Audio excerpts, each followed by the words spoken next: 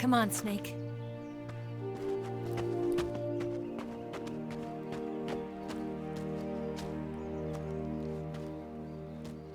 We made it. We made it. Over there.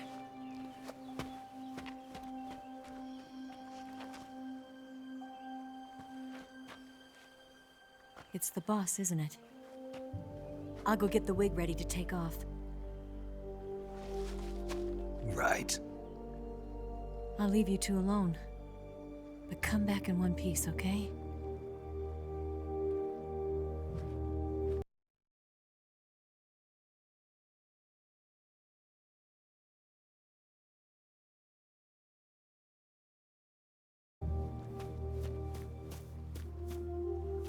Promise me!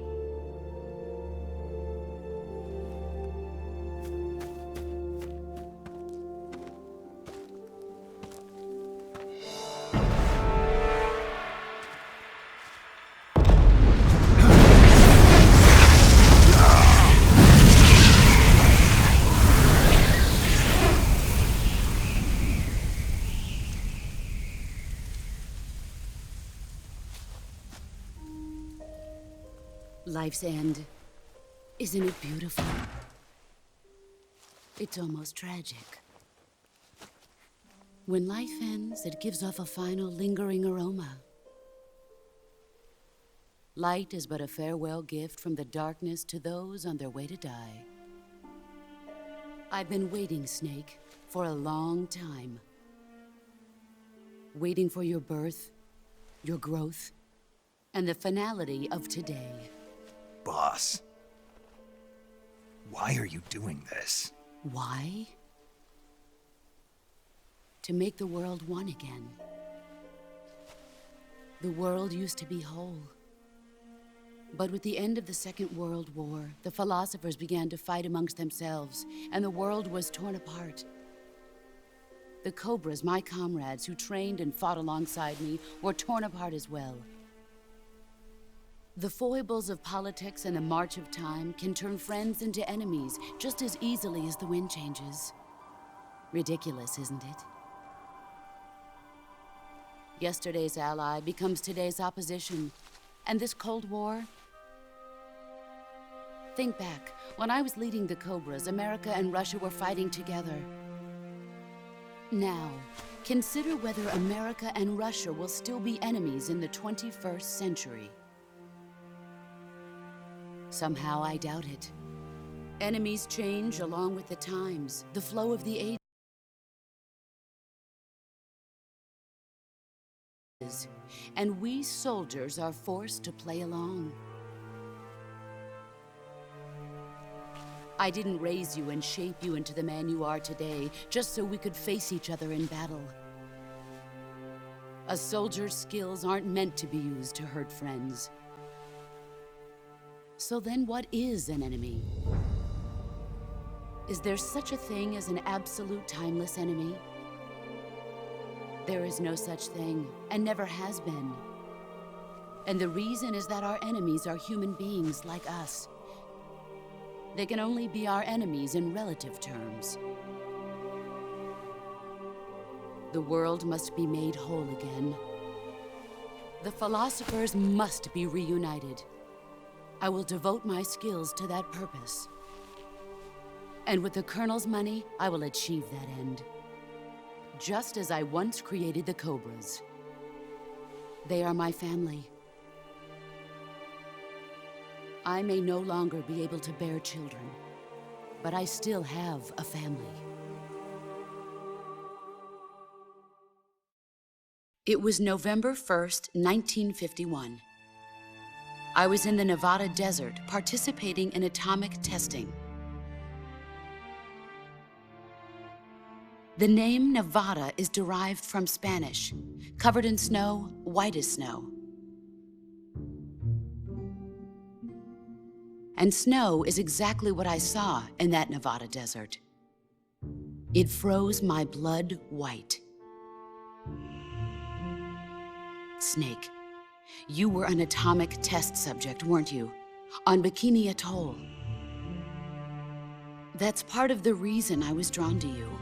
You and I are alike. We're both slowly being eaten away by the karma of others. We'll never have the chance to die peacefully of old age. We have no tomorrow. But we can still have hope for the future. In 1960, I saw a vision of the ideal future from space. 3 years earlier, the Soviet Union had succeeded in launching Sputnik, the first man-made satellite in history, into orbit. This came as a huge shock to the United States. In response, America threw everything it had into its own manned spaceflight project, the Mercury program. Even as the Soviets seemed poised to send their first man into space, America was still experimenting with chimpanzees and rockets. The government wanted human data. So they secretly decided to send a human being into space. I was the one they chose. At the time, they didn't have the technology to block out cosmic rays, and whoever they sent up would inevitably be exposed to heavy radiation. That's why they chose me. After all, I'd already been irradiated once. Of course, you won't find any of this in the history books. I could see the planet as it appeared from space. That's when it finally hit me. Space exploration is nothing but another game in the power struggle between the US and the USSR. Politics, economics, the arms race, they're all just arenas for meaningless competition. I'm sure you can see that, but the Earth itself has no boundaries. No East, no West, no Cold War. And the irony of it is, the United States and the Soviet Union are spending billions on their space programs and the missile race, only to arrive at the same conclusion. In the 21st century, everyone will be able to see that we are all just inhabitants of a little celestial body called Earth. A world without communism or capitalism, that is the world I wanted to see.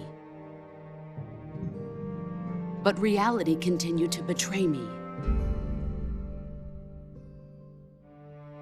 In 1961, I was sent to Cuba, to Bahia de Cochinos.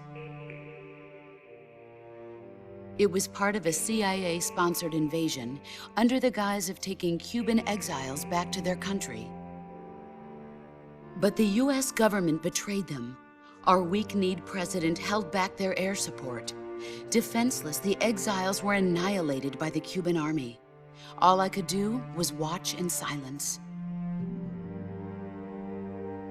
I was set up by the very country I'd sacrificed so much for, by the very government I dedicated my life to defending.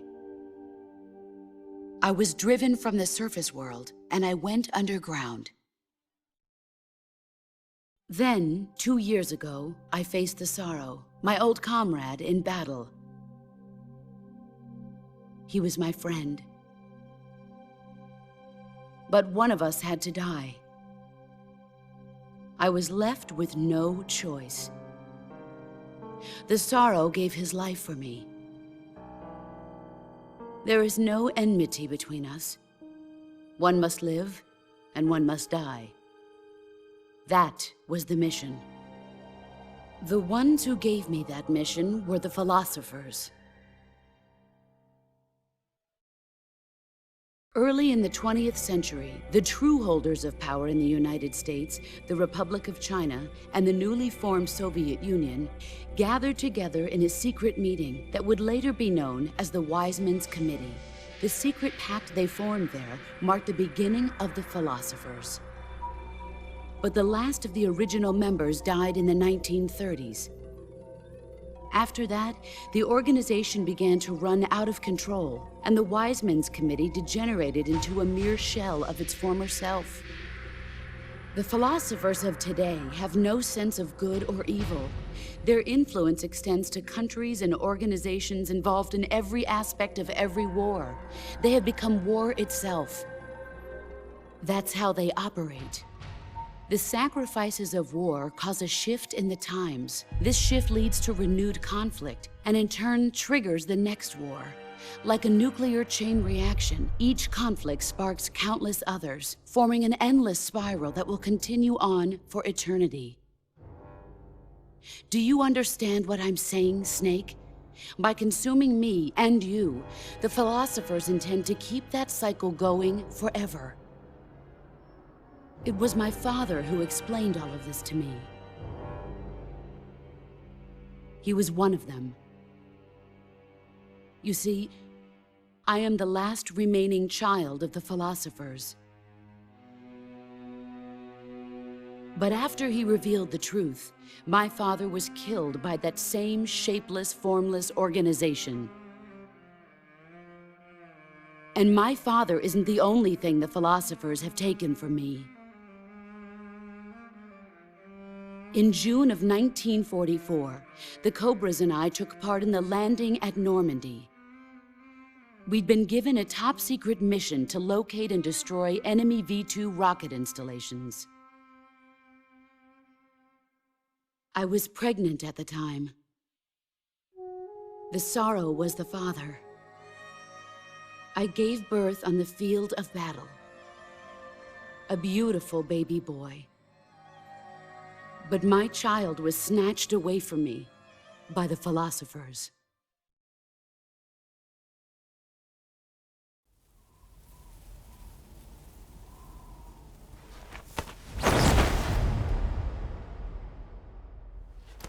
Look at this scar.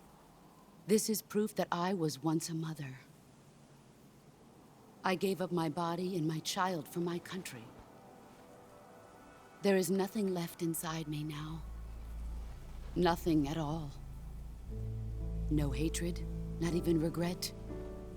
And yet sometimes at night, I can still feel the pain creeping up inside me, slithering through my body like a snake.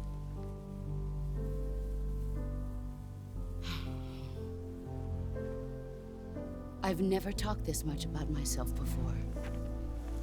Thanks. Thanks for listening to me.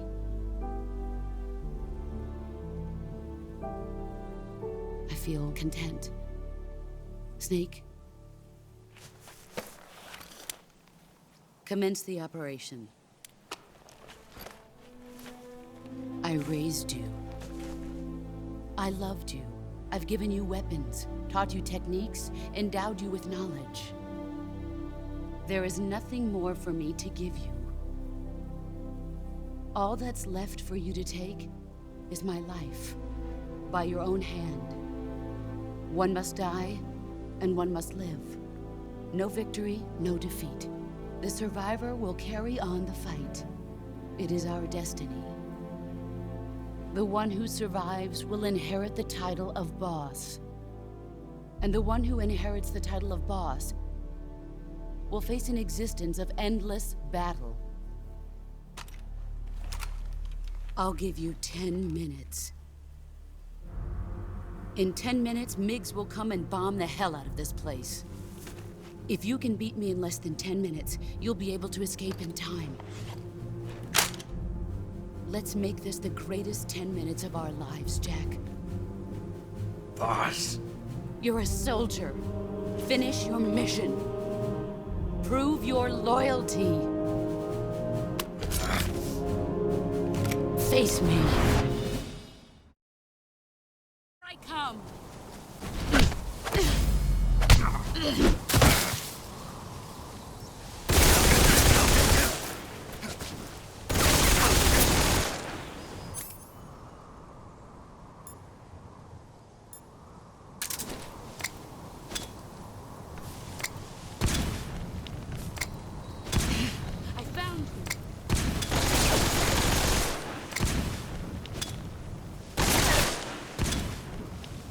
Grenade!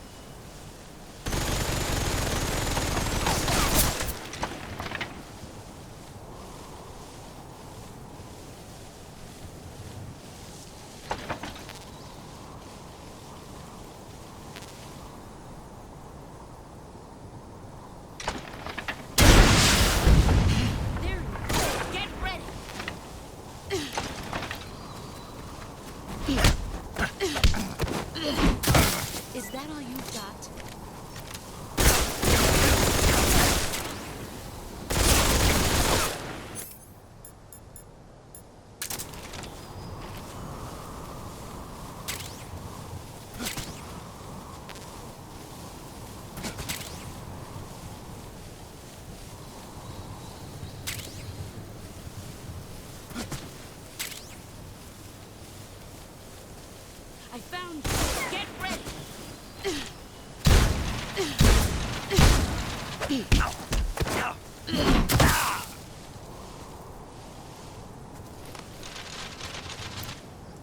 Is that all you've got?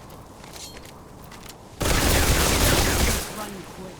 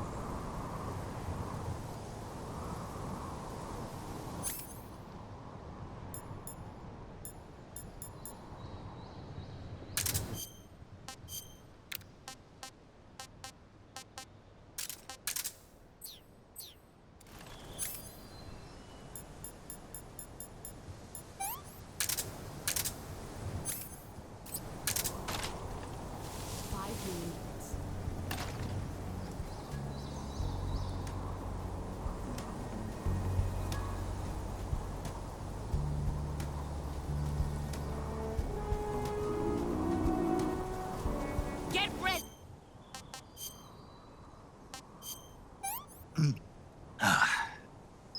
Not so great.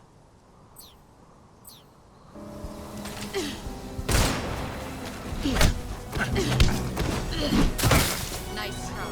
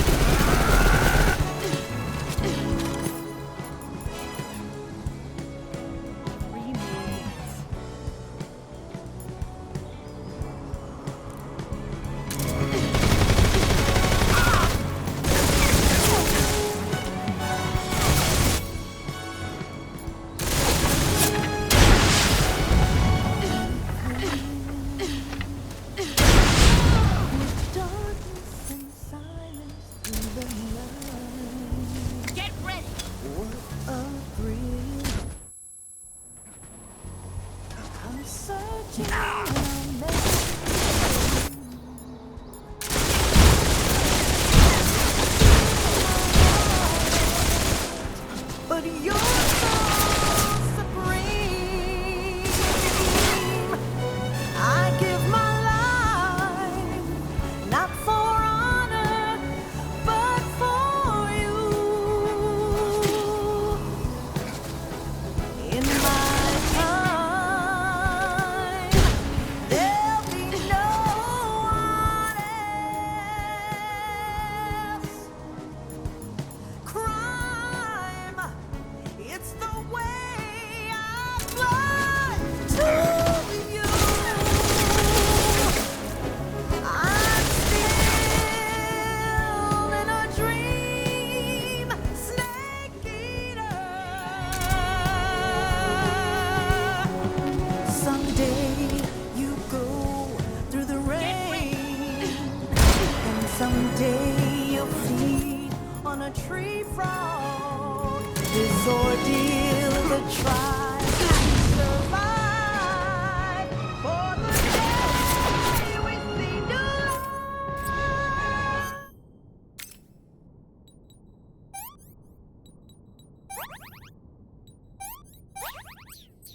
I give my life, not for honor, but for you.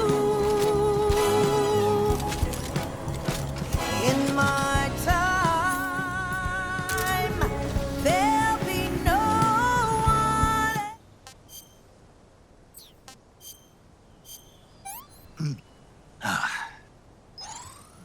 Delicious. else. Crime, it's the way I fly to you. I'm still in a dream, snake eater.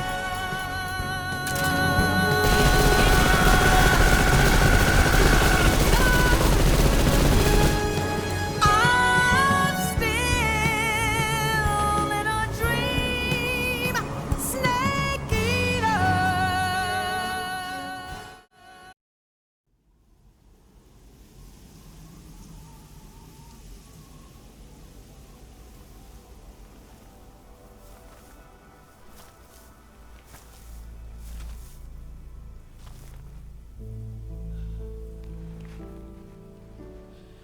Take this. Keep it safe.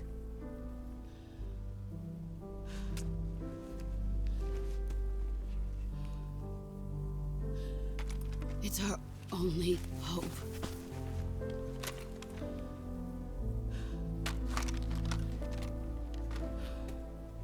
A patriot? Why are you giving me this? Jack. Or should I say, Snake. You're a wonderful man. Kill me. Kill me now. Do it.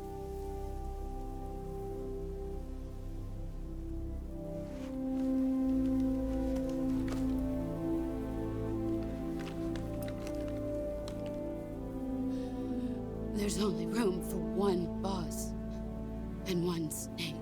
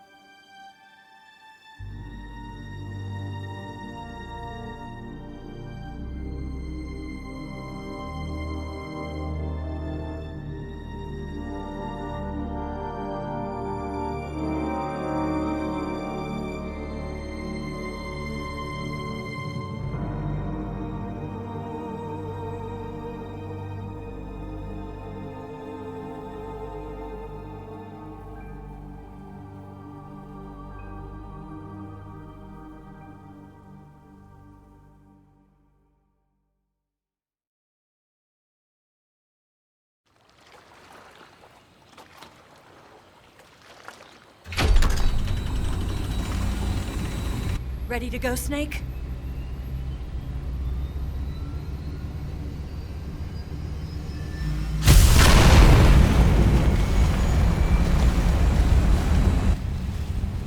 Are you okay? Snake? Yeah.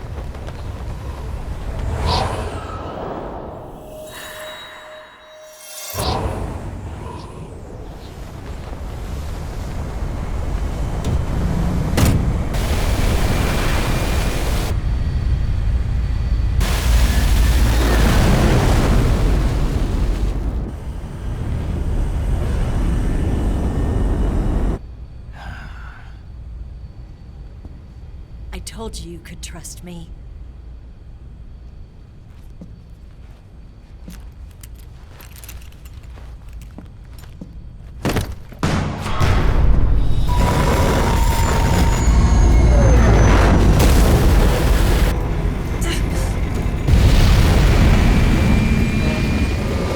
Snake! Ocelot! We're not done yet.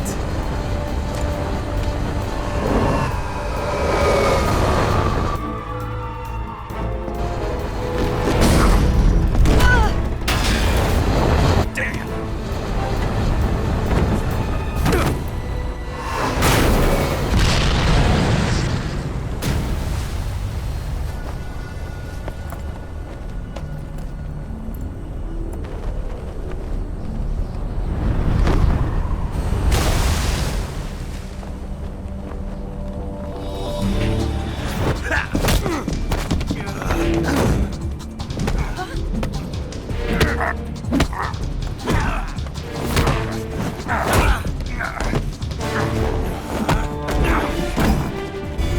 Too heavy!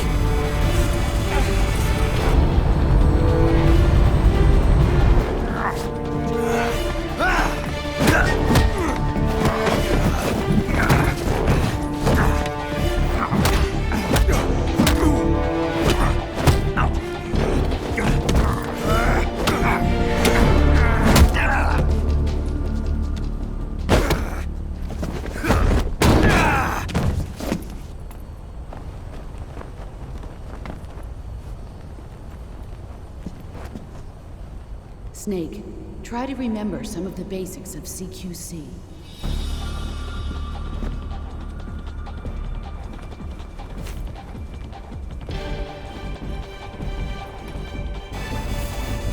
Not good!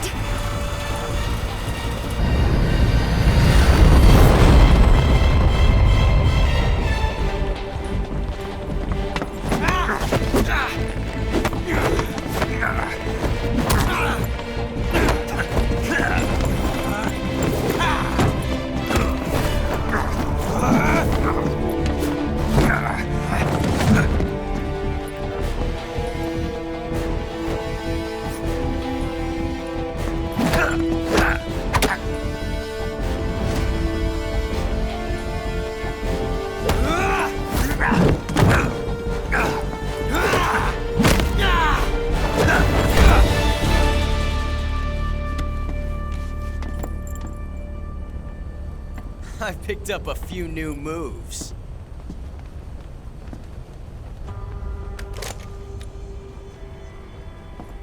Huh. It doesn't feel right to shoot an unarmed man. But I'll get over it. Eva!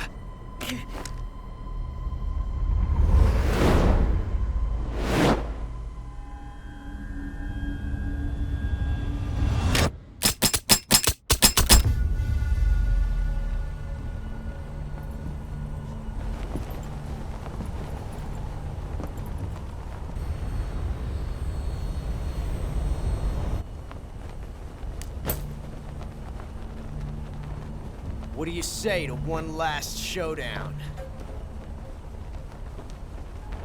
Yeah, all right.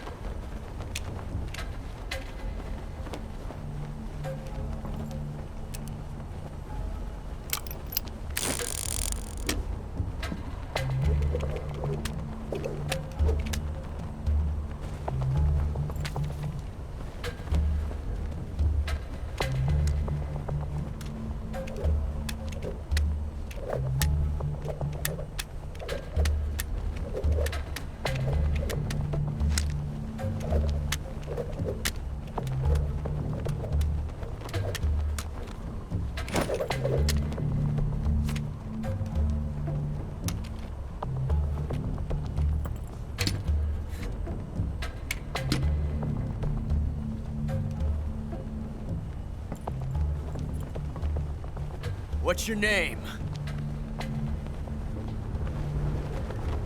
Snake. No. Not that name. You're not a snake, and I'm not an ocelot. We're men with names. My name is Adamska. What's yours? John. Very well, John. Plain name. But I won't forget it.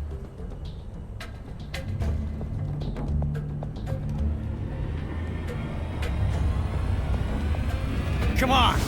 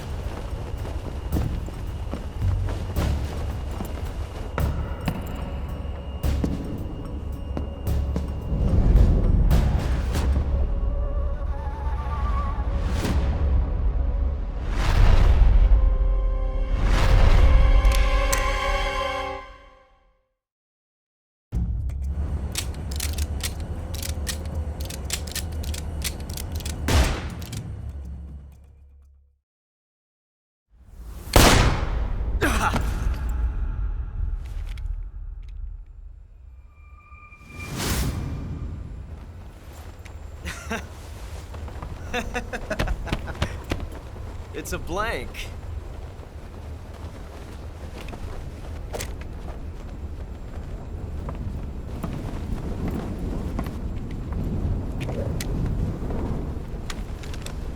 Ah, that was fun. Till we meet again, John.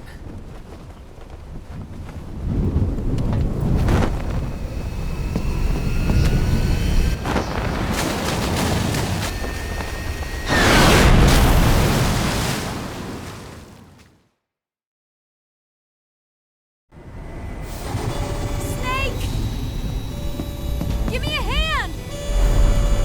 Pull!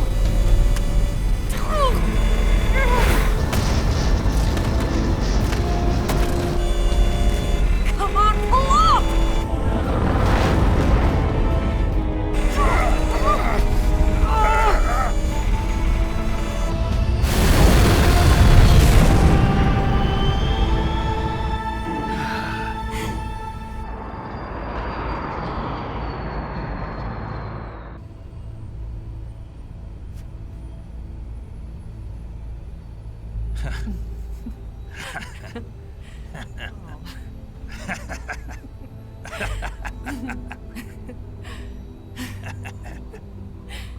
We made it. Yeah, we sure did.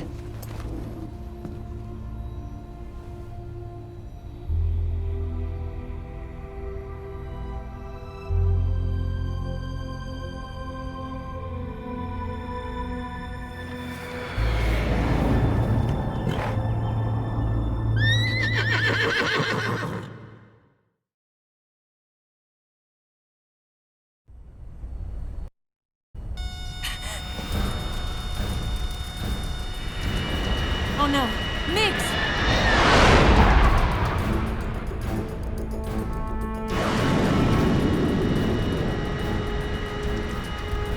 There's no way out! What are we gonna do? We've come too far to let them stop us now. Those things have got to be armed. It's no use. There's no way we can outmaneuver them.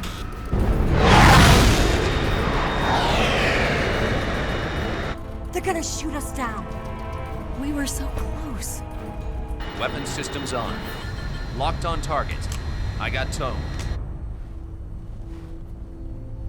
You were great, Eva. Huh? Thanks.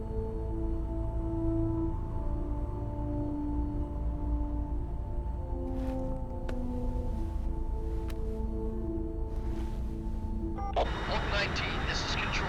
Stand by for a direct order from the chairman. Oak 19, return to base immediately. Do you read me? This is a direct order from Comrade Khrushchev. Return to base immediately. Oak 19, do you copy? Understood.